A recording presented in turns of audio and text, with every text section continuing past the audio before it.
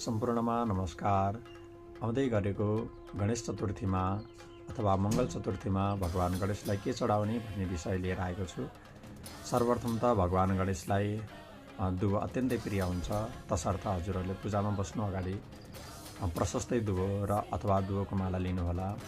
र भगवान गणेशलाई आँख अर्क पुष्प भनिन्छ।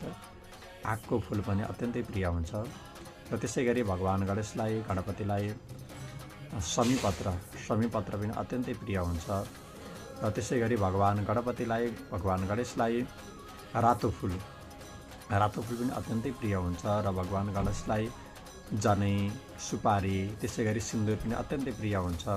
र जाँदै भगवान गणपतिलाई लड्डु सम्भव हुन्छ भने मोदक अर्पण गर्नुहोला। अब त्यो पनि सम्भव छैन भने हजुरहरूले भगवान गणेशलाई तिलका लड्डुहरू बनाएर आफ्नो श्रद्धा, आफ्नो भक्तिभाव चाहिँ ती वस्तुहरूद्वारा चाहिँ देखाउन सक्नुहुनेछ। यसरी भगवान गणेशको पूजा गर्दाखेरि चाहे गणेश चतुर्थी होस्, चाहे मङ्गल चतुर्थी होस्, अथवा मङ्गलबारको दिन होस्, अथवा कुनै पनि समयमा भगवान गणेशको पूजा गर्दाखेरि दुबो, आँकको फूल, शमीपत्र, रातो फूल, जनै, सुपारी, सिक्का पैसा र लड्डुहरू चाहिँ चढाउन नबिर्सनु होला। र सिन्दुर पनि साथसाथमा चढाउनु होला। केही अन्य जानकारीहरू आवश्यक परेमा कमेन्ट गर्न नबिर्सनुहोला।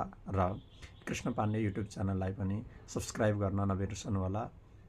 नमस्कार।